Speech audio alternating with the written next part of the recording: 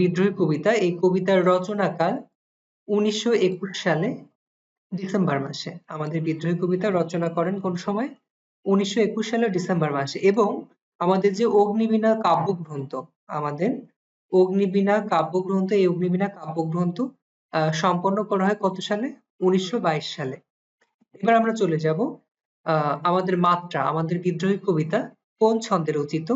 এটা মাত্রাবৃত্ত ছন্দে রচিত এবং মোট লাইন কতটি? আমাদের বিদ্রোহী কবিতার মোট লাইন আমরা পাই 141টি, মনান্তরে 139টি। আমরা বিদ্রোহী কবিতার লাইন পাচ্ছি 139টি, মনান্তরে 141টি। তবে আমাদের এখানে ইন্টারমিডিয়েটে যে বইটা পেয়েছি, এখানে আমাদের পুরোপুরি কবিতাটা এখানে তুলে ধরা নেই। আমাদের পুরো যে 139 বা 41 লাইনের যে বিদ্রোহী কবিতা আছে, এখানে সংক্ষেপে দেওয়া, কেটে কেটে যে অংশটা গুরুত্বপূর্ণ মনে হয়েছে সেই অংশটা আমাদের পাঠ্যপুস্তকে লিপিবদ্ধ করা হয়েছে। এবং আমাদের বিদ্রোহী কবিতার প্রথম লাইন কি? প্রথম লাইনই হলো বলবীর। প্রথম লাইনই হলো বলবীর। এবং শেষ লাইন কি? এবং শেষ লাইন হলো বিশ্ব ছাড়াইয়ে উঠিয়াছি একা চির উন্নত শির। আমাদের বিদ্রোহী কবিতার শেষ লাইন হলো বিশ্ব ছাড়াইয়ে উঠিয়াছি একা চির উন্নত শির। এবার বিদ্রোহী কবিতার খুঁটিনাটি কিছু বিষয় সম্পর্কে আমরা জানবো। বিদ্রোহী কবিতায় কতগুলো উপকরণ ব্যবহার করা হয়েছে? সেই উপকরণগুলোর মধ্যে হলো শিঙ্গা, হল। শিঙ্গা এবং হল। হল হলো এক লাঙ্গল, লাঙ্গলের অপর নাম হলো হল। এবং কতগুলো অস্ত্রের নাম ব্যবহার করা হয়েছে, যেমন খড়গ, কৃপান, টর্পেডো, ডমরু, ত্রিশূল। খড়গ, কৃপান, ডমরু, ত্রিশূল। এবং আমরা কতগুলো দেবদেবীর নাম পাচ্ছি দেখো, নটরাজ, ধৈর্যটি, বাঁশের বাঁশরি, পিনাক পানি, ধর্মরাজ, আরফিয়াস, পরশুরাম। এই দেবদেবীগুলো আমাদের ভারতীয় যে মিথ আছে, ভারতীয় পুরাণের উল্লেখ পাই এখানে। এবং আমাদের যে গ্রিক পুরাণ আছে, গ্রিক পুরাণের দেবতার নামগুলো আমরা পাচ্ছি। যেমন গ্রিক পুরাণের নাম কি পাচ্ছে? আরফিয়াস। আরফিয়াস হলো গ্রিক দেবতা। এবার আমাদের ঋতুর উল্লেখ আছে কবিতায়, বর্ষা ঋতু। আমাদের বিদ্রোহী কবিতায় বর্ষা ঋতুর আমরা উল্লেখ পাই। তারপর দেখো এই কবিতায় স্থান আছে, কি কি স্থান? স্থান আছে মহাকাশ, পৃথিবী, পৃথ্বী, রণভূমি এবং পর্বতের নাম উল্লেখ আছে হিমালয়। এই কবিতায় এবার আমরা দেখে নেব কোন শব্দ কতবার ব্যবহার করা হয়েছে। কোন শব্দ কতবার ব্যবহার করা হয়েছে? বলবীর।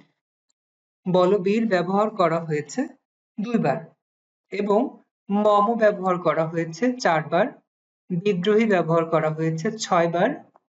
চির উন্নত ব্যবহার করা হয়েছে 2 বার। আমি ব্যবহার করা হয়েছে 56 বার। উন্নত ব্যবহার করা হয়েছে 3 বার। চির ব্যবহার করা হয়েছে 5 বার। এবার আমরা জানবো বিদ্রোহী কবিতার বিদ্রোহী শব্দের অর্থ কি, বা কোন অর্থে আমাদের কবি বিদ্রোহীর অর্থ কোন অর্থে বোঝাতে চেয়েছে। কবি তার বিদ্রোহী কবিতায় বিদ্রোহী অর্থের প্রাধান্য বুঝিয়েছেন প্রচলিত বা বর্তমান শাসন ব্যবস্থার বিরোধিতাকে। বিদ্রোহী বলতে তিনি বুঝিয়েছেন প্রচলিত বা বর্তমান শাসন ব্যবস্থার বিরোধিতা। এবার আমরা জেনে নিব বিদ্রোহীর স্ত্রীবাচক শব্দ কি। বিদ্রোহী শব্দের স্ত্রীবাচক শব্দ হলো বিদ্রোহিণী। বিদ্রোহী শব্দের স্ত্রীবাচক শব্দ বিদ্রোহিণী। এবং সংস্কৃত হলো বিদ্রোহী। এবং সংস্কৃতকে আমরা যদি ভাঙি তাহলে কি দাঁড়ায়? বিদ্রোহ। বি যোগ দ্রোহ, এই দ্রোহ হলো প্রকৃতি, যোগ অ যোগ ইন। বি যোগ দ্রোহ যোগ অ যোগ ইন। এবার আমরা বিদ্রোহী, এটার উচ্চারণ আমাদের গ্রামারে আছে। বিদ্রোহের উচ্চারণ কি হবে? বিদ্রোহী। বয়রসি দ, দয়রাপলা উপর হরসি, বিদ্রোহী। মূল শব্দ হলো বিদ্রোহ। বিদ্রোহ। আমরা এবার চলে যাব মূল কবিতায়। আমাদের মূল কবিতায় প্রথমে শুরু হয়েছে বলবীর। বলবীর, বল উন্নত মমশির। এখানে কবি বলবীর, বল উন্নত মমশির দ্বারা বুঝিয়েছেন কবি বিদ্রোহী বীর। তার বীরসত্তা, সত্য ও ন্যায়ের শক্তিতে অটুট। আত্মগৌরবে বলীয়ান, বীরের শির সর্বদাই উন্নত থাকে। কবি বুঝিয়েছেন যে আত্মগৌরবে যারা মহিমান্বিত বলিয়ান তাদের মাথা সর্বদাই উপরের দিকে থাকে, সর্বদাই উন্নত থাকে। আপন তেজ বীরত্ব ত্যাগের মহিমাকে বুঝিয়েছেন। তারপর দেখো, শির নেহারি আমারই নত শিরই শিখর হিমাদ্রির। শির নেহারি আমারই নত শিরই শেখর হিমাদ্রির। এখানে দেখো নেহারি, নেহারি শব্দের অর্থ কি? নেহারি শব্দের অর্থ হলো দেখে বা প্রত্যক্ষ করে।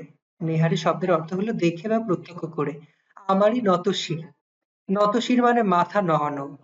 নত শির অর্থ হলো মাথা নহানো। ওই শিখর হিমাদ্রির, ওই শিখর হিমাদ্রির। শিখর শব্দের অর্থ কি? শিখর শব্দের অর্থ হলো শীর্ষ চূড়া। শিখর শব্দের অর্থ হলো শীর্ষ চূড়া বা সবার উপরে যে চূড়াটা আছে। হিমাদ্রির, হিমাদ্রি অর্থাৎ হিমালয়ের। শিখর হিমাদ্রির অর্থাৎ হিমালয়ের চূড়া। তাহলে এই লাইনের অর্থ কি দাঁড়ায়? শির নেহারি আমারই নত শির ওই শিখর হিমাদ্রির। কবি বলেছেন আমার শির বা মস্তক প্রত্যক্ষ করে হিমালয়ের শিখর বা শীর্ষ চূড়া পর্যন্ত মাথা নত করে আছে। মানে কবি বলতেছে আমার মাথা দেখে হিমালয়ের মাথাও নত হয়, আমার শির দেখে হিমালয়ের যে সর্বোচ্চ শীর্ষ চূড়া সেও আমার কাছে মাথা নত করে। বাক্যটি দিয়ে আত্মজাগরণের উন্মুখ কবির সদ্ভাব আত্মপ্রকাশ ঘোষিত হয়েছে। এটা প্রবল আত্মবিশ্বাসের প্রতীক। কবির মর্যাদা হিমালয়ের শৃঙ্গের চেয়েও উঁচু। এখানে কবির মর্যাদা হিমালয়ের শৃঙ্গের চেয়েও উঁচু। এখানে কবির প্রবল আত্মবিশ্বাসের প্রকাশ পাই আমরা। তারপরে দেখো, আমি চির দুর্দম দুর্বিনীত নৃশংস মহাপ্রলয়ের আমি নটরাজ, আমি সাইক্লোন আমি ধ্বংস।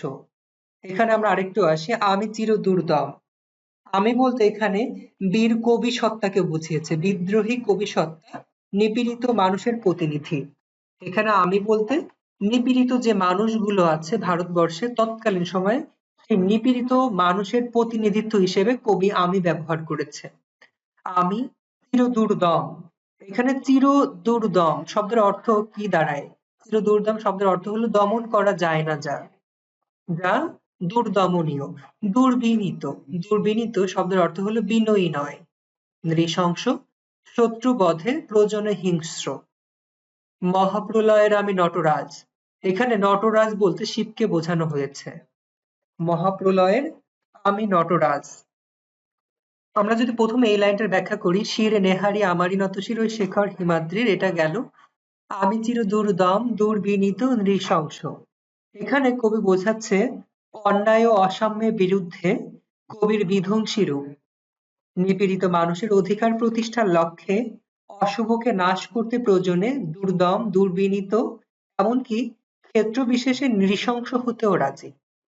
কবি বোঝাচ্ছে যে সমাজের তাগিদে অশুভ শক্তিকে বিনাশ করতে, সমাজের তাগিদে অশুভ শক্তিকে বিনাশ করতে কবি দুর্দম দুর্বিনীত এমনকি নৃশংস হতে রাজি, এমনকি নৃশংস হতেও রাজি।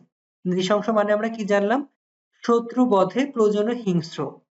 তারপর দেখো, মহাপ্রলয়ের আমি নটরাজ, মহাপ্রলয়ের আমি নটরাজ, আমি সাইক্লোন আমি ধ্বংস। এখানে মহাপ্রলয় বলতে কবি কি বুঝিয়েছেন? মহাপ্রলয় বলতে সৃষ্টির ধ্বংসকাল বুঝিয়েছেন। মহাপ্রলয় বলতে আমাদের যে জীব সৃষ্টি আছে এই জীব সৃষ্টির ধ্বংসকালকে বুঝিয়েছে। এই প্রলয়কালে সৃষ্টির দেবতা ব্রহ্মারও আয়ুর অবসান ঘটে। তারপর দেখো, নটরাজ মানে বলেছি শিব। আমি মহাপ্রলয়ের নটরাজ, এখানে কবি বলতেছে ভারতীয় মিথের বা মিথ বলতে আমরা পুরাণকে বুঝি। পুরাণ বলতে কি বুঝি? পুরাণ বলতে বুঝি যে আমাদের ঐতিহ্য, আমাদের পূর্ব যে ঐতিহ্য সেই ঐতিহ্যকে কবি এখানে তুলে ধরেছে। ভারতীয় পুরাণ মতে বা ভারতীয় মিথ বা ঐতিহ্য মতে নৃত্যকলার উদ্ভাবক হিসেবে মহাদেব শিবের আরেক নাম হলো নটরাজ। তার ধ্বংসের সময়কার নৃত্যকে তাণ্ডব নৃত্য বলা হয়। গজাসুর ও কালাসুরকে নিধন করে তিনি তাণ্ডব নৃত্য করেছিলেন। নটরাজ শিবের মতো ধ্বংসলীলা চালিয়ে অপশক্তি নাশ করে পৃথিবীতে শান্তি প্রতিষ্ঠার লক্ষ্যেই কবি নিজেকে প্রলয়ের নটরাজ বলেছেন। এখানে কবি সবকিছু ধ্বংস করে যে নতুন কিছু সৃষ্টি করবে এজন্য কবি নিজেকে মহাপ্রলয়ের নটরাজ হিসেবে আখ্যায়িত করেছেন। তারপরে দেখো, আমি সাইক্লোন আমি ধ্বংস। আমি সাইক্লোন আমি ধ্বংস। এখানে সাইক্লোন কি? এখানে সাইক্লোন কি? আমি যদি বলি সাইক্লোন কি, সাইক্লোন হলো দক্ষিণ প্রশান্ত ও ভারত মহাসাগরে সৃষ্ট ঘূর্ণিঝড়। সাইক্লোন হলো দক্ষিণ প্রশান্ত ও ভারত মহাসাগরে আহ, সংগঠিত ঘূর্ণিঝড়। এই সাইক্লোন বলতে কবি সেই তাণ্ডব কে বুঝিয়েছে যেগুলো প্রচন্ড শক্তি নিয়ে ধ্বংসযজ্ঞ চালায়। যে ঘূর্ণিঝড়গুলো প্রচন্ড গতিতে ধ্বংসযজ্ঞ চালায়। আমরা আরো কতগুলো আহ ঘূর্ণিঝড়ের নাম পাই, তার মধ্যে আমরা টাইফুন পাচ্ছি। টাইফুন হলো উত্তর আটলান্টিক মহাসাগরে সংঘটিত একটি ঘূর্ণিঝড়। হারিকেন পাচ্ছি, হারিকেন হলো উত্তর পশ্চিম প্রশান্ত মহাসাগরে আহ সংঘটিত ঘূর্ণিঝড়। এই সবগুলো ঘূর্ণিঝড়ই গ্রীষ্মকালে হয়ে থাকে, সবগুলোই গ্রীষ্মকালে হয়। কবি বলেছে আমি সাইক্লোন আমি ধ্বংস। এখানে কবি উপনিবেশিক যে ভারতবর্ষ, যেহেতু এটা 1921 সালে রচিত, তৎকালীন ভারতবর্ষ উপনিবেশ ছিল।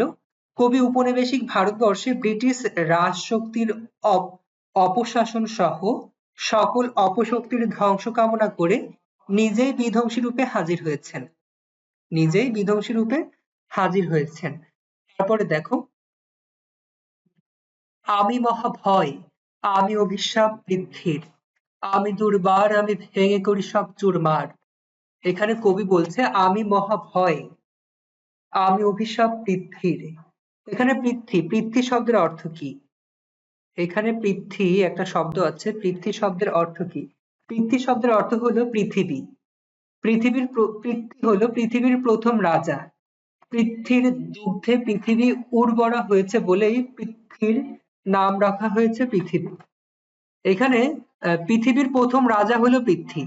পৃথিবীর প্রথম রাজা হলো পৃথ্বী। সেই রাজার সেই রাজার কল্যাণে বা রাজার দুগ্ধে, মানে রাজার ভালো কর্মের মাধ্যমে আমাদের পৃথিবী উর্বর হয়েছে, এই জন্য বলা হচ্ছে পৃথ্বীর অর্থাৎ পৃথিবী। এখানে পুরো লাইনের অর্থ কি দাঁড়ায়?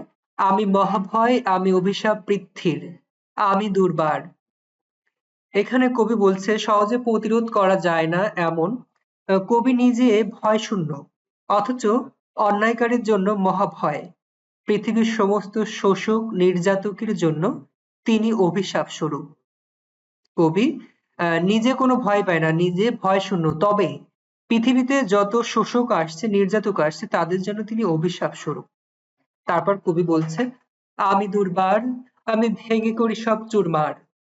আমি দুর্বার, আমি ভেঙে করি সব চুরমার। এখানে দুর্বার শব্দের অর্থ কি?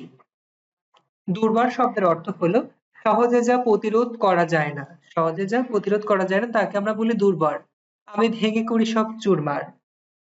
এখানে কবি পরাধীন ভারতবর্ষে ব্রিটিশ বেনিয়া শাসক গোষ্ঠী ও তাদের দোসরদের অপশাসন ও ভেদ বৈষম্যের জাতাকলে পিষ্ট দেশবাসীকে মুক্ত করার লক্ষ্যে দুর্বার গতিতে তিনি শোষক ও অত্যাচারীর সবকিছু ভেঙে চুরমার করে দিতে চান। আমরা এক কথায় বলতে পারি পরাধীন জাতির আত্মোপলব্ধি জাগাতে বিদ্রোহী চেতনা সঞ্চার করতে চান। তারপর কবি বলছে আমি অনিয়ম উচ্ছৃঙ্খল, আমি অনিয়ম উচ্ছৃঙ্খল। কবি বলছে ব্রিটিশ শাসিত উপনিবেশিক ভারতবর্ষ নানা নিয়ম ও শৃঙ্খলের বেড়াজালে আবদ্ধ ছিল। মানুষের সর্বাঙ্গীন মুক্তির লক্ষ্যে কবি এই নিয়ম কানুন ভেঙে বেরিয়ে আসতে চেয়েছেন। কবি এজন্যই অনিয়ম উচ্ছৃঙ্খল। এবার কবি বলছে আমি দলে যাই যত বন্ধন, যত নিয়ম কানুন শৃঙ্খল। আমি দলে যাই যত বন্ধন। এখানে দোলে শব্দের অর্থ হলো পা দিয়ে পিষ্ট করা। কবি পা দিয়ে পৃষ্ঠ করে কাকে? ওই সকল বন্ধনকে, ওই সকল নিয়ম শৃঙ্খলকে যেগুলো অনিয়ম আনে, যেগুলো সমাজে অনিয়ম আনে। তাহলে আমরা কি বলতে পারি? ব্রিটিশ উপনিবেশিক ভারতবর্ষে নানা নিয়ম ও শৃঙ্খলের বেড়া জালে আবদ্ধ ছিল। মানুষের সর্বাঙ্গীন মুক্তির লক্ষ্যে কবি এই নিয়ম কানুন ভেঙে বেরিয়ে আসতে চেয়েছেন।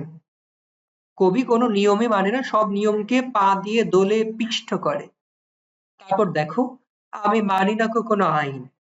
এখানে শোষকের অন্যায়ের অবসানের জন্য কবি কোনো আইন মানে না। কারণ কবি মনে করেন না যে আইন মানা দরকার। যেখানে শোষক আছে সেখানে আইন কিসের?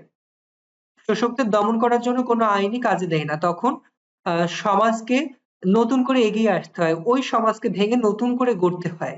কবির দাবি যে এই জরাজীর্ণ সমাজ ভেঙে নতুন করে আবার গড়ার। তারপর কবি বলছে, আমি ভরা তরি করি ভরা ডুবি, আমি টর্পেডো আমি ভীমে ভাসমান মাইন। কবি বলছে আমি ভরা তরি করি ভরা ডুবি, আমি ভরা তরি করি ভরা ডুবি, আমি টর্পেডো আমি ভীম ভাসমান মাইন। এখানে কবি বুঝিয়েছে, আমি টর্পেডো, টর্পেডো মানে আমরা একটু আগে জেনেছি। টর্পেডো হলো এক ধরনের অস্ত্র। টর্পেডো হলো এক ধরনের অস্ত্র। এই অস্ত্রগুলো কোথায় থাকে? ডুবোজাহাজ থেকে নিক্ষেপযোগ্য এক ধরনের অস্ত্র। ডুবোজাহাজ থেকে নিক্ষেপ করে জাহাজ উড়িয়ে দেওয়ার বিস্ফোরক টর্পেডো, যেটি হলো ল্যাটিন শব্দ। যেটি হলো ল্যাটিন শব্দ। এরপরে আমরা পাচ্ছি ভীম।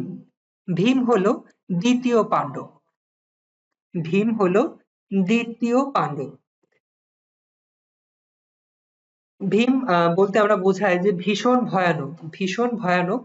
পঞ্চপাণ্ডবের দ্বিতীয় পাণ্ডব, ইনি গদা নিয়ে যুদ্ধে নামতেন। ভীমের অস্ত্র কি? ভীমের অস্ত্র হলো গদা। ভীম ভাসমান মাইন। মাইন মানে কি? মাইন, মাইন হলো স্থলে বা জলের তলায় বা সমুদ্রের উপরে ভাসমান বিস্ফোরক। মাইন হলো ইংরেজি শব্দ। আমরা বিভিন্ন সিনেমায় বা মুভিতে দেখি, যুদ্ধের মুভিতে দেখি মাইন পুঁতে রাখে। ওই মাইনের উপর পা সরালেই ওটা বিস্ফোরক হয়। তাহলে এই পুরো লাইনের মানে কি দাঁড়ায়? কবি কি অর্থে এই শব্দগুলো ব্যবহার করেছে? আমি টর্পেডো আমি ভীম ভাসমান মাইন। এখানে কবি এই পুরো লাইন দ্বারা বোঝাচ্ছে অত্যাচারীর ভরা তরী তথা সাম্রাজ্যকে ভরাডুবি তথা ধ্বংস করে দেবেন এবং অন্যায় ও অসাম্যকে ধ্বংস করার উদ্দেশ্যে কবি টর্পেডো মাইনের মতো বিধ্বংসী অস্ত্র রূপে নিজেকে আবিষ্কার করেছেন। কবি এই সকল অন্যায় অবিচারকে আহ ক্লিষ্ট করতে বা ধ্বংস করতে কবি নিজেই এই ভয়ানক অস্ত্র রূপে আবির্ভূত হতে চান। তারপর দেখো, আমি ধূর্যটি, আমি এলোকেশে ঝড় অকাল বৈশাখীর। এখানে আমি ধূর্যটি, আমি ধূর্যটি শব্দের অর্থ কি? ধূর্যটি শব্দের অর্থ হলো শিবের জটা চুল। শিবের জটা চুল। আমি এলোকেশে ঝড় অকাল বৈশাখীর। এলোকেশ, এলোকেশে ঝড় শব্দের অর্থ কি? এলোকেশ। এলোকেশে ঝড় বলতে কবি বুঝাচ্ছে যে যার চুল বা কেশ এলানো। ঝড় অকাল বৈশাখীর। এখানে কবি আমি ধূর্যটি, কবি প্রথমে আসে আমি ধূর্যটি। এখানে কবি বোঝাচ্ছে অপশক্তির বিরুদ্ধে বিদ্রোহ ঘোষণা করতে গিয়ে ধ্বংসের দেবতা শিবের ধূর্যটি রূপে নিজেকে কল্পনা করেছে। এবং দ্বিতীয়বার, দ্বিতীয়বার আমি এলোকেশে ঝড় অকাল বৈশাখীর। দ্বিতীয়বার অকাল বৈশাখীর ঝড়ের সঙ্গে এলানো চুলের তুলনা করেছেন কবি। বৈশাখ মাসে যে এলানো চুল, কিশোরীর খোলা চুল যেমন এলিয়ে যায়, কবি ঠিক তেমনই বৈশাখ মাসের ঝড়ে নিজেকে এলোকেশে দাবি করেছেন। এলোকেশে এসে ঝড়ের মতো করে সকল অপশক্তিকে তিনি ধ্বংস করে দেবেন। তারপরে দেখো, আমি বিদ্রোহী সুত বিশ্ববিধাত্রীর। আমি বিদ্রোহী সুত বিশ্ববিধাত্রীর। এখানে সুত, সুত শব্দের অর্থ কি? সুত শব্দের অর্থ হলো পুত্র। সুত শব্দের অর্থ হলো পুত্র। বিশ্ববিধাত্রীর, কার পুত্র? বিশ্ববিধাত্রীর। তাহলে এই লাইনের অর্থ কি দাঁড়ায়? অন্যায় ও অসাম্যের বিরুদ্ধে বিদ্রোহী চেতনার ধারক হিসেবে কবি নিজেকে বিশ্ববিধাতার বিদ্রোহী পুত্র বা সুত বলে অভিহিত করেছেন। কবি এখানে নিজেকে বিশ্ববিধাতা, কবি এখানে পৃথিবীর পুত্র, কবি এখানে বিশ্ববিধাতার পুত্র হিসেবে নিজেকে দাবি করেছেন। তারপর দেখো, মানব কল্যাণ।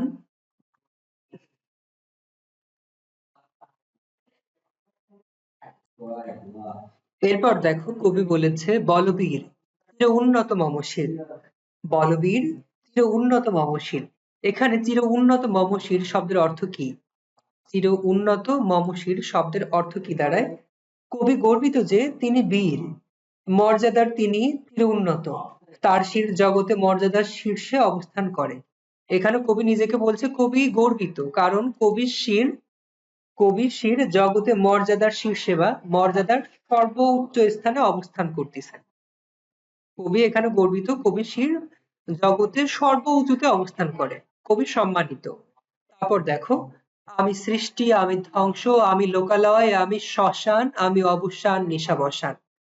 আমি সৃষ্টি, আমি ধ্বংস, আমি লোকালয়, আমি শ্মশান, আমি অবসান নিশাবসান। এখানে কবির সত্তা সর্বাবস্থায় সকল স্থলে পরিপূর্ণ। তিনি সৃষ্টি করতে পারেন, আবার ধ্বংসও করতে পারেন। তিনি নিজেকে লোকালয়ের সাথে তুলনা করেছেন, যেখানে রয়েছে জনজীবনের কোলাহল, অন্যদিকে তিনি নিজেকে বলেছেন শ্মশান, যেখানে শুধুই দেখা যায় লাশের মিছিল। কবি কি বলছে? কবি নিজেকে সর্বসত্তায় অবলোকন করেছেন।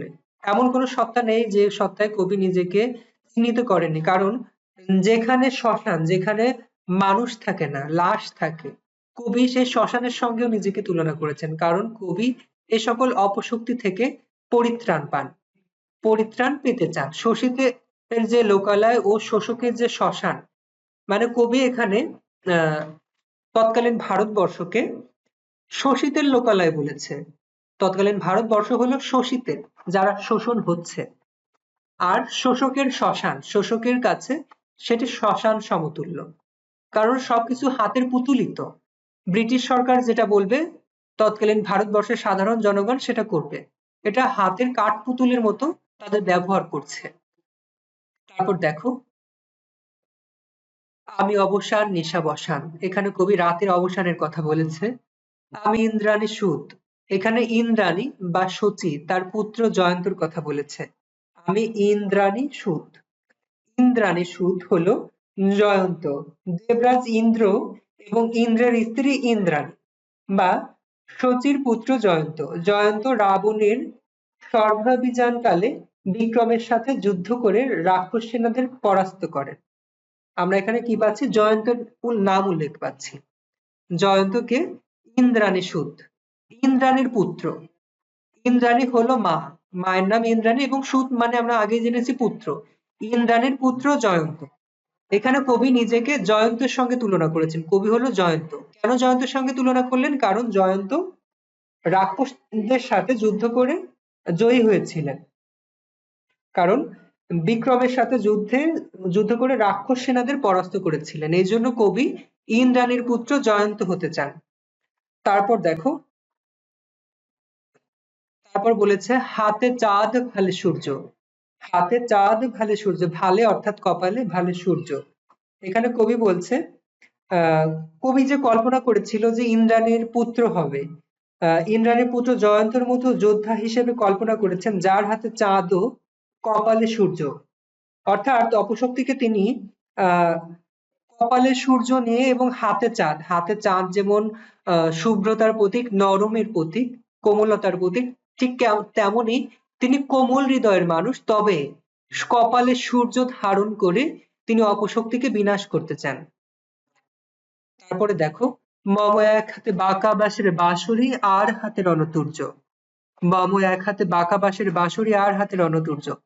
এখানে কবি তুর্য, তুর্য হলো প্রাচীন রণবাদ্য বিশেষ।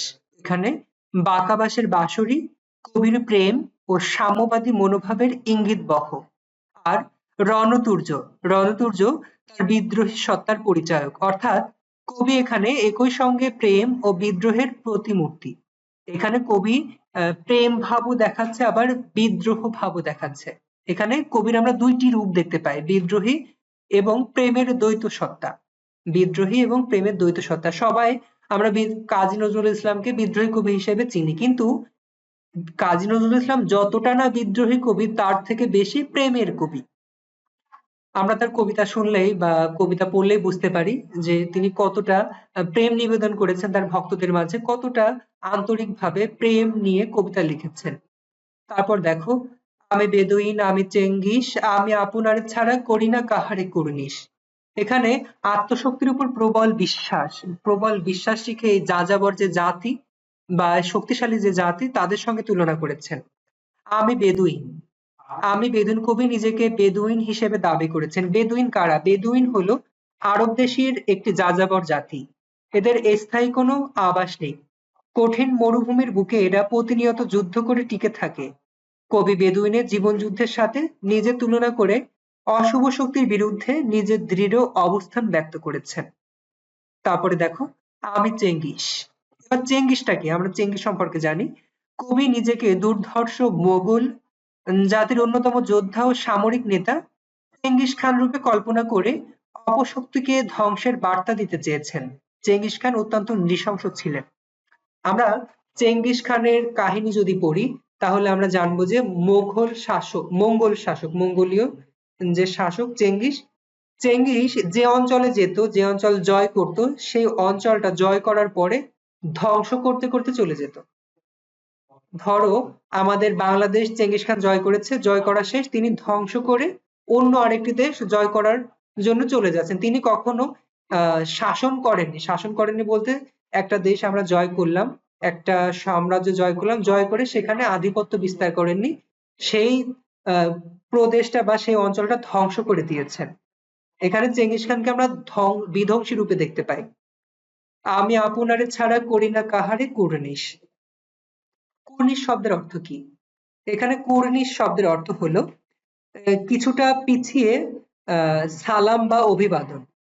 মানে কুর্নিশ শব্দের অর্থ হলো আমি পিছিয়ে আমি তোমার সামনে না, কিছুটা পিছিয়ে আমি তোমাকে সম্মানের সহিত সালাম বা অভিবাদন জানাচ্ছি।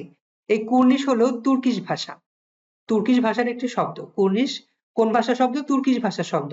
তাহলে পুরো লাইনটার অর্থ কি দাঁড়ায়? আমি আপনারে ছাড়া করি না কাহারে কুর্নিশ। কবি আপন শক্তির উপর কবির অগাধ বিশ্বাস, তাই তিনি নিজেকে ছাড়া অন্য কাউকে কুর্নিশ বা অভিবাদন করেন না। মানে অভিবাদন, ওই যে কুর্নিশ মানে অভিবাদন বা সালাম, নিজেকে ছাড়া আর কাউকে তিনি সালাম দেন না। এখানে কবির আত্মশক্তির উপর যে বিশ্বাস আছে, প্রবল বিশ্বাস, সেই বিশ্বাস ফুটে উঠেছে। তারপর দেখো, আমি বজ্র, আমি ঈশানে বিশানে ওঙ্কার। আমি বজ্র, বজ্র শব্দের অর্থ হলো বাজ। আমি ঈশান, ঈশান শব্দের অর্থ কি?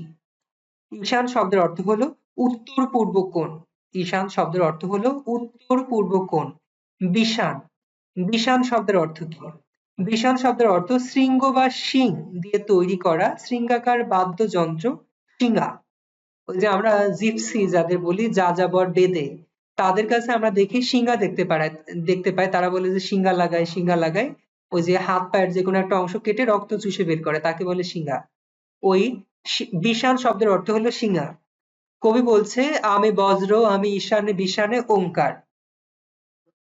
এবার আসি ওঙ্কার। ওঙ্কার শব্দের অর্থ কি? ওঙ্কার এটা হলো আহ ঈশ্বরবাচক ধ্বনি বা চিহ্ন। ওঙ্কার হলো ঈশ্বরবাচক ধ্বনি বা চিহ্ন। এটা হিন্দু ধর্মের যারা তারা চিহ্নিত করে স্বস্তিকা, যেটাকে আমরা বলি। ওঙ্কার ধ্বনি বা ধ্বনিও বলতে পারি। ওঙ্কার ও ধ্বনি, ওম ধ্বনি যেটাকে আমরা বলি। ওঙ্কার বলতে এক কথায় ওম। আমরা হিন্দু ধর্মে যারা আছি তারা কোনো কিছু শুরু করার আগে আমরা ওম বলি বা ওঙ্কার যে ধ্বনিটা সেটা করি, শুভ সূচক ধ্বনি। এখানে কবি উত্তর পূর্ব কোণ থেকে বাদ্যযন্ত্রের ওঙ্কার ধ্বনিত্ব করতে বলছেন। উত্তর পূর্ব কোণ থেকে আহ ওঙ্কার ধ্বনিত্ব করতে বলছেন। তারপরে দেখো, আমি ইসরাফিলের সিঙ্গার মহাহুঙ্কার। আমি ইসরাফিলের সিঙ্গার মহাহুঙ্কার। এখানে আমি প্রথমেই বলেছি কবি এখানে প্রচুর পরিমাণে মিথ ব্যবহার করেছে। মিথ মানে পুরাণ। হিন্দু পুরাণ এবং মুসলিম পুরাণ এবং গ্রিক পুরাণ ব্যবহার করেছেন। হিন্দু পুরাণ আমরা দেখতে পাচ্ছি ভীমের কথা উল্লেখ আছে। তারপর আমরা ইন্দ্রাণী, জয়ন্তের কথা উল্লেখ পাচ্ছি। দেবরাজ ইন্দ্র এবং তার স্ত্রী ইন্দ্রাণীর পুত্র জয়ন্ত, ভীম। তারপরে আমরা নটরাজ, শিবের উল্লেখ পাচ্ছি। ঠিক তেমনি মুসলমান ধর্মের যে ঐতিহ্য আছে, পুরাণ আছে, মিথ যেটাকে বলি, মুসলিম ধর্মেরও মিথ আছে। সেই মুসলিম ধর্মের মিথ আমরা পেয়ে গেলাম। আমি ইসরাফিলের সিংহার মহাহুঙ্কার। এবার ইসরাফিলের ইসরাফিলটা কি? ইসরাফিলের সিংহা কি? ইসরাফিলের সিংহা হলো পবিত্র কোরআনে উল্লেখিত বিশিষ্ট ফেরেশতার নাম হলো ইসরাফিল। ইসরাফিল বৃষ্টি ও খাদ্য উৎপাদনের দায়িত্বপ্রাপ্ত। আমাদের ইসরাফিল ফেরেশতা, তিনি বৃষ্টি এবং খাদ্য উৎপাদনের দায়িত্ব, তার উপর বৃষ্টি দান করার এবং খাদ্য উৎপাদনের দায়িত্ব দেওয়া আছে। এবার বলতেছে আমি ইসরাফিলের সিংহার মহাহুঙ্কার। এবার পবিত্র কোরআনে আরো উল্লেখ আছে, ফেরেশতা ইসরাফিলের সিংহার হুঙ্কারে বিশ্ব চরাচর ধ্বংস হবে। কবি সেই ইসরাফিলের সিংহার মহা হুঙ্কার রূপে নিজেকে কল্পনা করেছেন। মূলত সকল অন্যায় ও অসাম্যকে সমূলে ধ্বংস করে দেওয়ার জন্য কবি নিজেকে ইসরাফিলের সিংহার মহাহুঙ্কারের সঙ্গে তুলনা করেছেন। তারপর দেখো, আমি পিনাক পানির ডমরু ত্রিশূল। আমি পিনাক পানির ডমরু ত্রিশূল। এই পিনাক পানিটা কি? পিনাক পানি কি? পিনাক হলো শিবের ধনুক। পিনাক হলো শিবের ধনুক। পিনাক পানি হলো শিব, যার পানিতে অর্থাৎ যার হাতে পিনাক। শিব বা মহাদেব পিনাক নামক ধনু ধারণ করেন বলে তার নাম পিনাক পানি। তাহলে পিনাক পানি মানে কি? পিনাক পানি শিবের আর এক নাম। পিনাক পানি হলো শিবের আর এক নাম। পিনাক পানি ডমরু ত্রিশূল। ডমরু ত্রিশূল কি? শিবের হাতের ডুগডুগি। ডমরু ত্রিশূল, ডমরু অর্থ হলো ডুগডুগি। শিবের হাতে আমরা ছোট একটা যন্ত্র দেখি বা বাদ্যযন্ত্র, সেটা হলো ডুগডুগি, ডুগডুগি বাজায়। এটা হলো সেই ডমরু।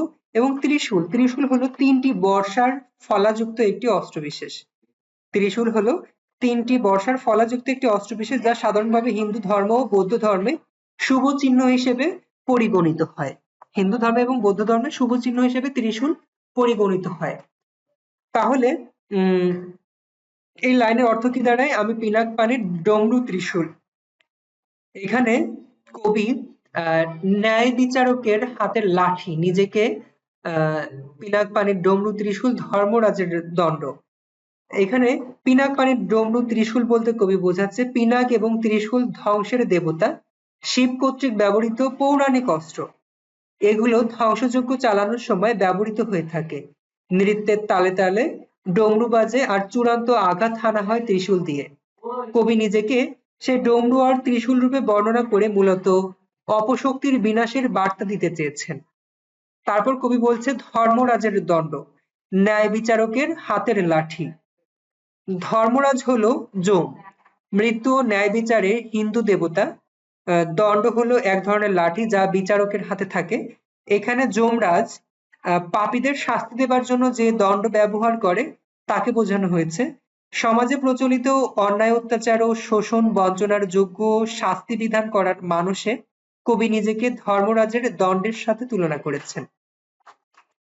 কবি এখানে ন্যায় বিচার প্রতিষ্ঠা করার জন্য কবি নিজেকে ধর্মরাজের দণ্ডের সঙ্গে তুলনা করেছেন। তারপরে দেখো, আমি চক্র ও মহাশঙ্খ।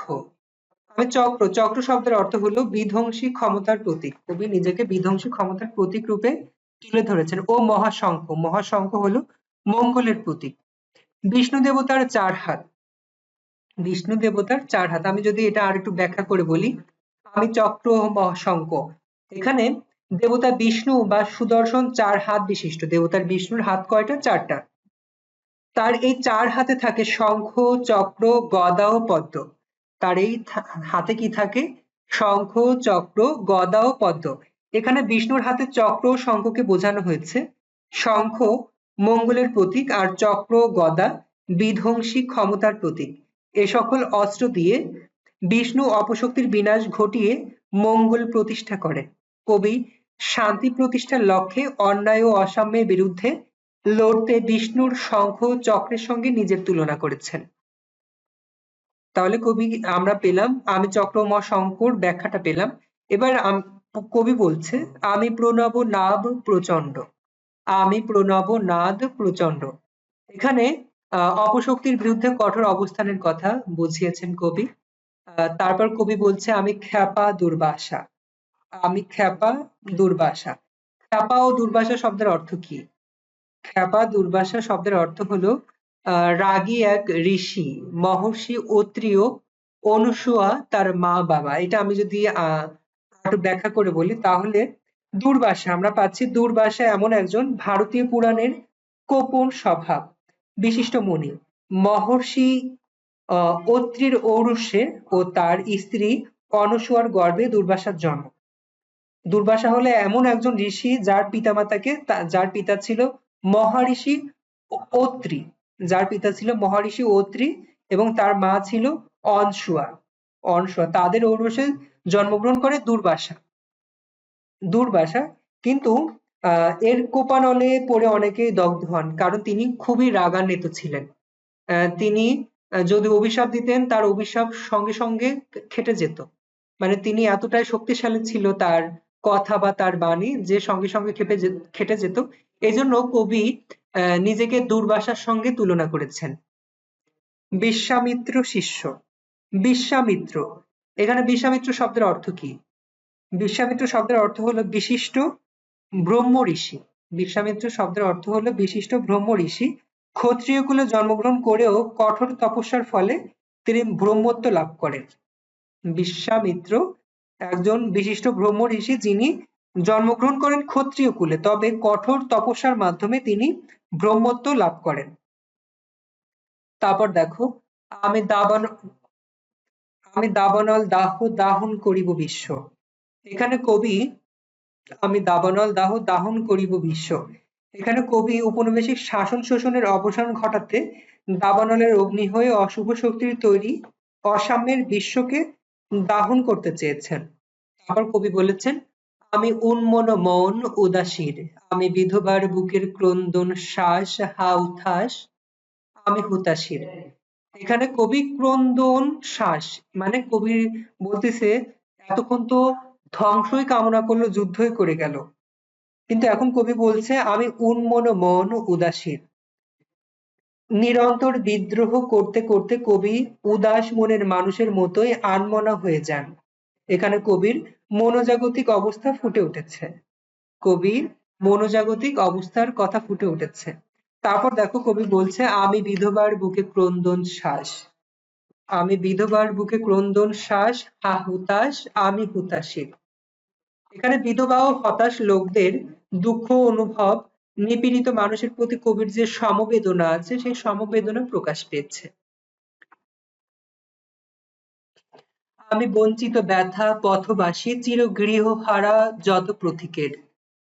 কবি উদ্বাস্তুদের মনোকষ্ট অনুভব করতে পারেন। উদ্বাস্তু কারা? যাদের ঘর নেই, যারা পথশিশু বা পথবাসী, যাযাবর যাদের বলতে পারি, কবি তাদের কষ্ট অনুধাবন করতে পারেন। আমি অবমানিতের মরম বেদনা বিষে জ্বালা প্রিয় লাঞ্ছিত বুকে গতি ফের। এখানে অবমানিত, অবমানিত শব্দের অর্থ কি? অবমানিত শব্দের অর্থ হলো অপমানিত। মরম বেদনা বিষ জ্বালা প্রিয় লাঞ্ছিত বুকে গতি ফের। এখানে কবি লাঞ্ছিতদের বুকে আশা জাগায় ও তাদের অধিকার আবার ফিরিয়ে দেয়। তারপর কবি বলছে, আমি উত্তর বায়ু মলয় অনিল, আমি উত্তর বায়ু মলয় অনিল উদস পূরবী হাওয়া। এখানে কবি বলছে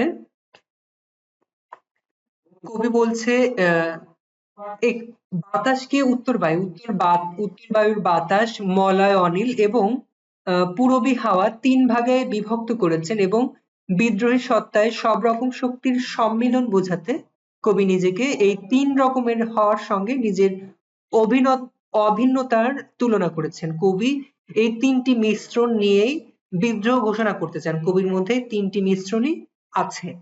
তারপরে দেখো কবি কি বলছে, আমি পথিক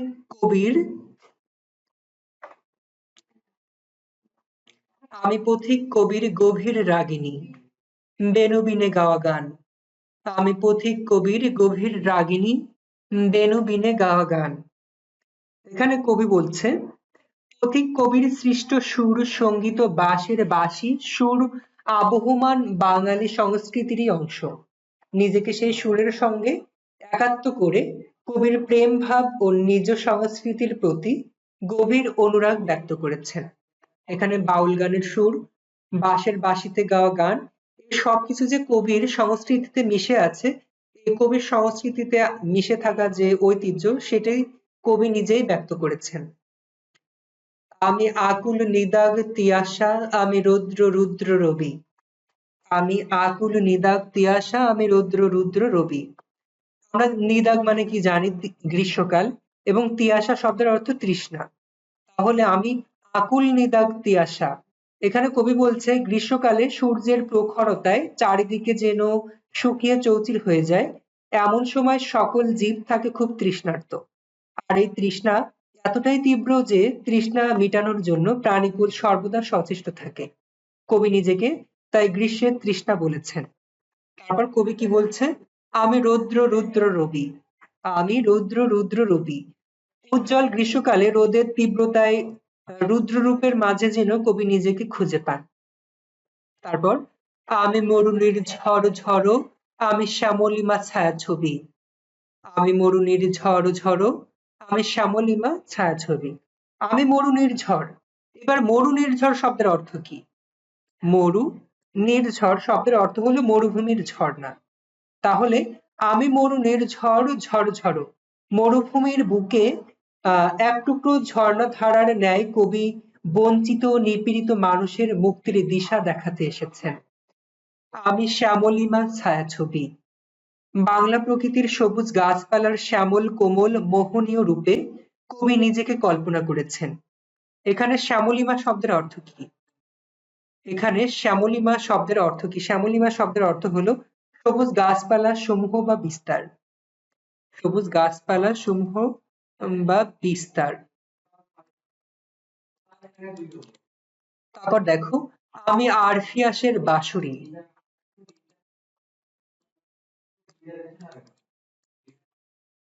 কবি বলছে আমি আরফিয়াসের বাঁশরি, মহাসিন্ধু উতলা ঘুম ঘুম, ঘুম চুমু দিয়ে করি নিখিল বিশ্বে নিঝুম।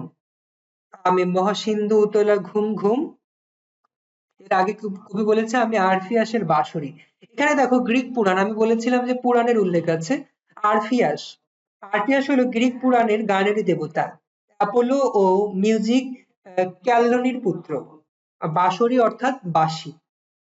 এখানে কবি বলছে আমি আরফিয়াসের বাঁশরি, বাঙালি জাতিকে বিদ্রোহের অগ্নিমন্ত্রে জাগ্রত করতে বাঁশির সুরের মায়াজালে সকলের মন জয় করার মানসে গানের দেবতা আরফিয়াসের বাঁশির সাথে নিজের তুলনা করেছেন, যেন সবার মন জয় করতে পারে। মহাসিন্ধু উতলা ঘুম ঘুম। এখানে সিন্ধু, সিন্ধু শব্দের অর্থ কি? সিন্ধু শব্দের অর্থ হলো সাগর। মহাসিন্ধু উতলা ঘুম ঘুম, ঘুম চুমু দিয়ে করি নিখিল বিশ্বে নিঝুম। এখানে নিখিল, নিখিল শব্দের অর্থ কি? নিখিল শব্দের অর্থ হলো আহ সমগ্র। নিখিল শব্দের অর্থ হলো সমগ্র। এটি সংস্কৃত শব্দ নিযোগ খিল, নিযোগ খিল যোগে গঠিত হয়েছে। তাহলে পুরো লাইনের অর্থ কি দাঁড়ায়? মহাসিন্ধু উতলা ঘুম ঘুম, ঘুম চুমু দিয়ে করি নিখিল বিশ্বে নিঝুম। কবির স্নেহের গভীর স্পর্শে উতলা সাগর ঘুমিয়ে যায়, আর ঘুম চুমু দিয়ে প্রকৃতির মতো অকৃত্রিম ভালোবাসায় নিখিল বিশ্বকে নীরব নিঝুম করে দিতে পারে। এখানে কবি আহ, বলছে উতল সমুদ্রকে শান্ত করে দেয় এবং অকৃত্রিম যে ভালোবাসায় সমস্ত পৃথিবীকে কবি নিশ্চুপ করে দিতে পারে। তারপরে দেখো, মম বাঁশরীরে তানে পাশরি, আমি শ্যামের হাতের বাঁশরি। মম বাঁশরীরে তানে পাশরি, আমি শ্যামের হাতের বাঁশরি। এখানে তানে, তানে শব্দের অর্থ কি? সুরের বিস্তারে। তানে শব্দের অর্থ হলো সুরের বিস্তার। পাশরি, পাশরি শব্দের অর্থ কি? পাশরি শব্দের অর্থ ভুলে যায় বা বিস্মিত হওয়া, ভুলে যাওয়া। তাহলে কবি কি বলছে? মম বাঁশের, মম বাঁশরীর তানে পাশরি, আমি শ্যামের হাতের বাঁশরি। কবি নিজেকে শ্যাম তথা শ্রীকৃষ্ণের সঙ্গে তুলনা করে শ্যামের বাঁশির সুরের মতো মোহ বিস্তার করে নিজের বাঁশির সুরে হারিয়ে যেতে চান। এখানে কবির বিদ্রোহের অন্তরালে প্রেমময় কোমল রূপটি ফুটে উঠেছে।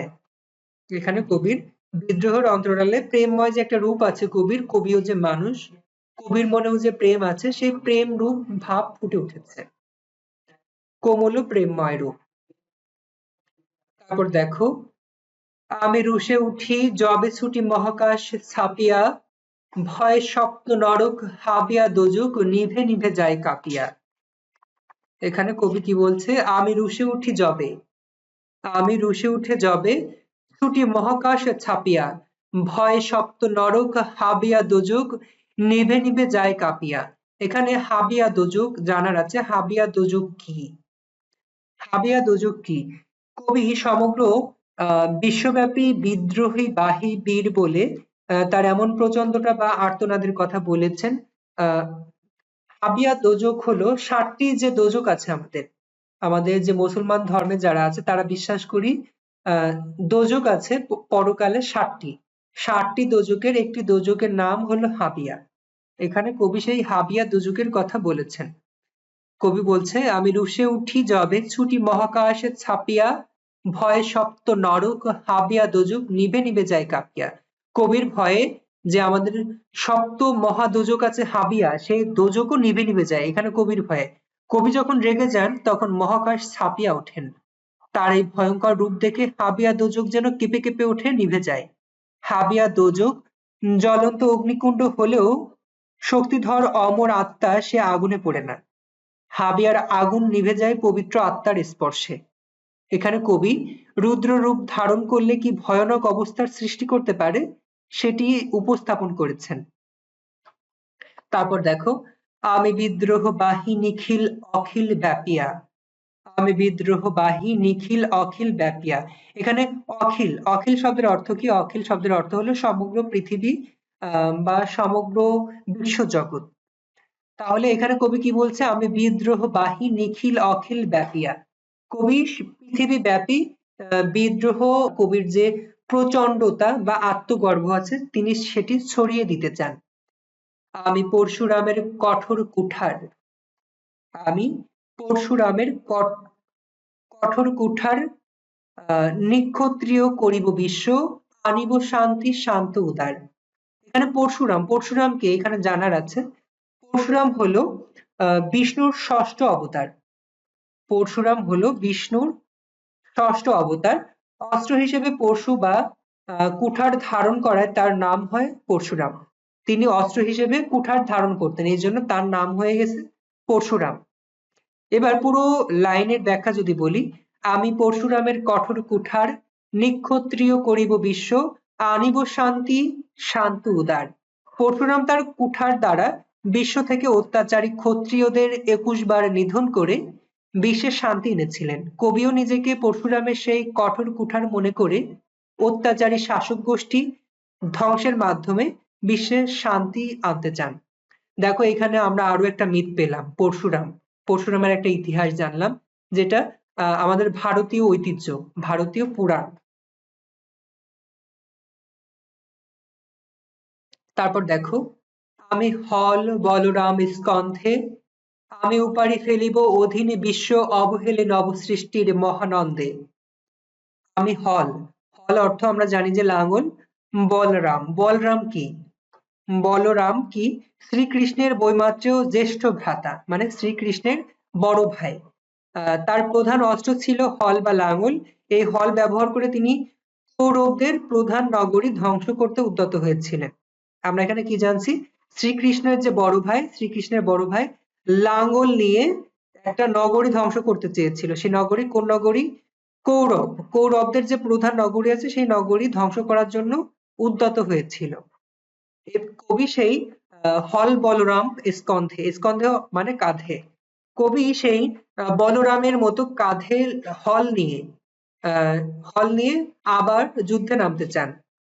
কবি উপাড়ি ফেলিতে চান।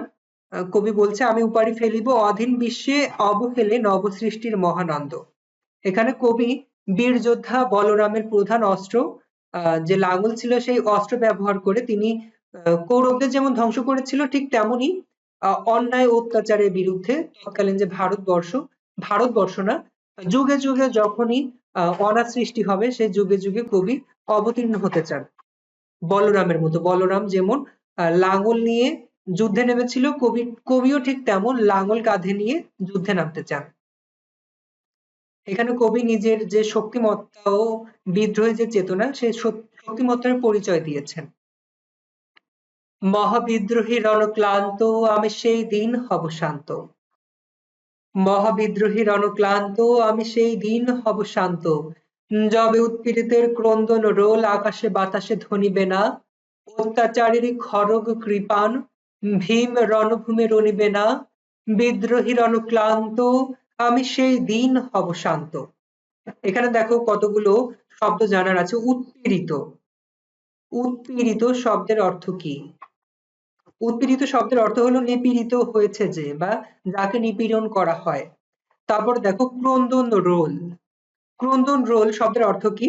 কান্নার শব্দ। আকাশে বাতাসে ধ্বনিবে না। কবি বলছে যখন অত্যাচারী যে অত্যাচারিত হচ্ছে মানে যে সকল আঘাত সহ্য করছে, আঘাত সহ্য করেও কোনো কান্না আর আমি শুনতে পাবো না। তারপর দেখো আমি শব্দগুলো আগে বলে যাই। শব্দগুলোর মধ্যে আছে পরে পাচ্ছি খড়গ পাচ্ছি। খড়গ, খড়গ কি? বলির অস্ত্র। হিন্দু ধর্মে যারা বলি দেই, বলি দিতে যে অস্ত্র ব্যবহার করা হয় তাকে বলা হয় যে খড়গ। আবার ভীম, ভীম কি? কৃপাণ অর্থাৎ তলোয়ার, কৃপাণ অর্থাৎ তরবারি বা তলোয়ার। ভীম, ভীম কি? ভীম মানে ভয়ানক। এখানে ভীম অর্থ ভয়ানক। উম, তাহলে আমরা এই পুরো প্যারার যদি অর্থ করি, একবার পুরো প্যারাটা পড়ি তারপর অর্থটা বলি। মহাবিদ্রোহীর অনুক্লান্ত আমি সেই দিন হব শান্ত, যবে উৎপীড়িতের ক্রন্দন রোল আকাশে বাতাসে ধ্বনিবে না, অত্যাচারীর খড়গ কৃপাণ ভীম রণভূমে রণিবে না, বিদ্রোহী রণক্লান্ত আমি সেই দিন হব শান্ত। এখানে কবি বলছে তার মহাবিদ্রোহের অবসান ঘটিয়ে সেই দিনই কবি শান্ত হবেন যখন নিপীড়িত জনতার কান্নার ধ্বনি আকাশে বাতাসে কোথাও শোনা যাবে না এবং অত্যাচারী তরবারি সদৃশ অস্ত্র ভয়ানক রণক্ষেত্রে অস্ত্র হিসেবে ব্যবহৃত হবে না। কবি চান যে কবি সেদিন শান্ত হবেন যেদিন কোনো অত্যাচারিত আর কান্না করবেন না এবং যারা অত্যাচার করছে তাদের ভয়ানক অস্ত্র আর রণক্ষেত্রে বা যুদ্ধে আর ব্যবহৃত হবে না। তারপর কবি দেখো বলছে আমি চির বিদ্রোহী বীর বিশ্ব ছাড়াইয়ে উঠিয়াছি একা চির উন্নত শির। আমি চির বিদ্রোহী বীর বিশ্ব ছাড়াইয়ে উঠিয়াছি একা চির উন্নত শির। অন্যায় নিপীড়ন অসাম্য আর বৈষম্যের বিরুদ্ধে লড়াই করে চিরকালীন বিদ্রোহের বীর পুরুষ হিসেবে নিজের পরিচয় জ্ঞাপন করতে গিয়ে কবি নিজেকে চির বিদ্রোহী বীর বলেছেন। আত্মগৌরবে নিজের শির চির উন্নত রাখতে কবি একাই বিশ্বের সবকিছু ছাড়িয়ে উঠেছেন। অন্যায় অবসানে একাই মাথা উঁচু করে দাঁড়িয়ে আছেন।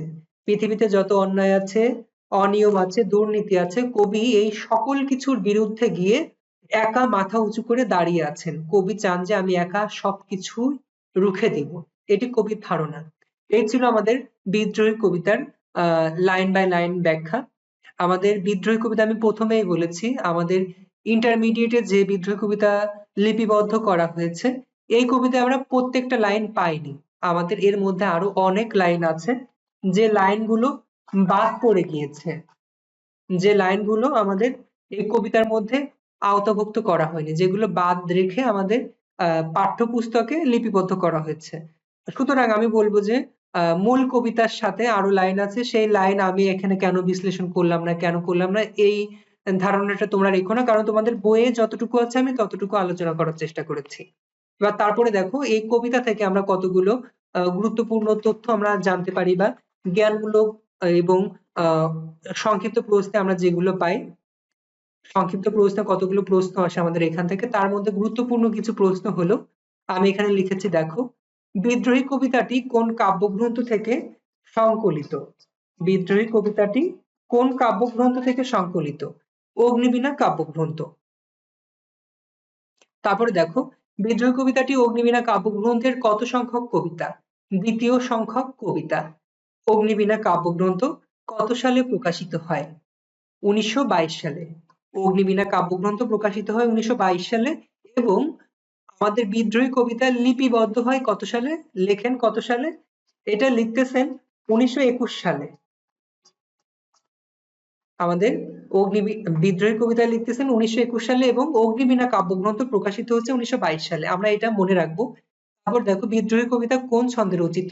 মাত্রাবৃত্ত ছন্দে রচিত। বিদ্রোহী কবিতাটি যখন প্রকাশিত হয় তখন ভারতবর্ষে কোন শাসন বিদ্যমান ছিল? ঔপনিবেশিক শাসন। তারপর দেখো বিদ্রোহী কবিতাটি কোন পত্রিকায় প্রকাশিত হয়? সাপ্তাহিক বিজলি কবিতা। বিদ্রোহী বীর বিদ্রোহী বীর কার হাতের বাঁশরি? বিদ্রোহী বীর শ্যামের হাতের বাঁশরি। এখানে বলা হয়েছে বিদ্রোহী বীর কার হাতের বাঁশরি? বিদ্রোহী বীর কার হাতের বাঁশরি? উত্তর হবে আহ শ্যামের হাতের বাঁশরি। এগুলো আমরা কবিতাতে পড়েছি, আমরা মনে রাখার চেষ্টা করব। বিদ্রোহী কবিতায় কততম নরকের কথা বলা হয়েছে? সপ্তম নরকের কথা বলা হয়েছে। আমরা পড়েছি সপ্ত দোজক বা সপ্ত জাহান্নাম, জাহান্নামের কথা পড়েছি, হাবিয়া। তারপর দেখো বিদ্রোহী কবিতায় কিসের তানে পাশরি বাঁশির শোনা যায়? কিসের তান? কিসের তানে পাশরি?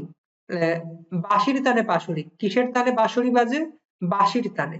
আমরা তান মানে কি শিখেছি? তান মানে তাল বা সুর। কিসের তালে পাশরি ধ্বনিত হয়? বাঁশির সুরে। ডমরুকি, ডমরু অর্থ হলো ডুগডুগি জাতীয় বাদ্যযন্ত্র। পরশুরাম কয়বার ক্ষত্রিয়দের নিধন করেছে? ২১ বার। আমি তোমাদের ব্যাখ্যা করার সময় বলেছিলাম পরশুরাম ২১ বার ক্ষত্রিয়দের নিধন করেছে। বিদ্রোহী কবিতায় বিদ্রোহী বাহী কে? কবি নিজে। কবি নিজেই বিদ্রোহী। বিদ্রোহীকে বহন করে বা ধারণ করে। কবি কার জন্য অভিশাপ? কবি পৃথ্বীর জন্য অভিশাপ। কবি কার জন্য অভিশাপ? পৃথ্বীর জন্য। কবি কি মানেন না? কবি কোনো আইন মানেন না। আমি চক্র ও মহাশঙ্খ, আমি প্রণব নাদ প্রচন্ড। এটা লাইন থাকতে পারে যে আমি চক্র মহাশঙ্খ, তারপরে কি হবে? আমি প্রণব নাদ প্রচন্ড। তারপর দেখো কবি কাকে কুর্নিশ করেন? কবি নিজেকে নিজেই কুর্নিশ করেন। বিদ্রোহী কবিতায় কোনটির ভরাডুবির কথা বলা হয়েছে? ভরা তরি ভরাডুবির কথা বলা হয়েছে। বিদ্রোহী কবিতায় কার বিদ্রোহী সুত? কবি, যে আমরা বিদ্রোহী কবিতা পড়লাম, বিদ্রোহী কবিতায় কার বিদ্রোহী সুত? বিশ্ববিধাত্রীর। বিশ্ববিধাত্রীর সুত মানে বিশ্ববিধাত্রীর পুত্র হলো বিদ্রোহী। বিদ্রোহী কার পুত্র? বিশ্ববিধাত্রীর পুত্র। সুত অর্থ পুত্র। কবি নিজেকে কার মরম বেদনা হিসেবে পরিচয় দিয়েছেন? বিশ্বের। কবি নিজেকে কার বাসী হিসেবে পরিচয় দিয়েছেন? আরফিয়াসের বাঁশরি।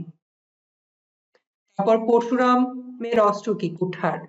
পরশুরামের অস্ত্র কুঠার। বেদুইনের সাথে সম্পর্কিত রয়েছে কোন জাতির? আরব জাতি। আরব জাতিরা বেদুইন ছিল, তারা যাযাবর ছিল। তান শব্দের অর্থ কি? সুরের দেবতা। বিদ্রোহী সুত বলতে বোঝায় বিদ্রোহী পুত্রকে। বিদ্রোহী সুত বলতে বোঝায় বিদ্রোহী পুত্রকে, কারণ সুত মানে পুত্র, বিদ্রোহী সুত অর্থাৎ বিদ্রোহী পুত্র। সৃষ্টি ধ্বংসকালে ভয়ঙ্কর নৃত্যময় মূর্তি কার? নটরাজের। তারপর দেখো শিখর হিমাদ্রির সবচেয়ে সহজ অর্থ কি? হিমালয়ের শীর্ষ চূড়া। আমরা যে কবিতায় পড়েছি শিখর হিমাদ্রির, এর সহজ অর্থ কি? হিমালয়ের শীর্ষ চূড়া। নেহারি শব্দের অর্থ কি? প্রত্যক্ষ করে। নেহারি শব্দের অর্থ প্রত্যক্ষ করে। বিদ্রোহী কবিতায় কেমন মাইনের কথা বলা হয়েছে? ভাসমান মাইন।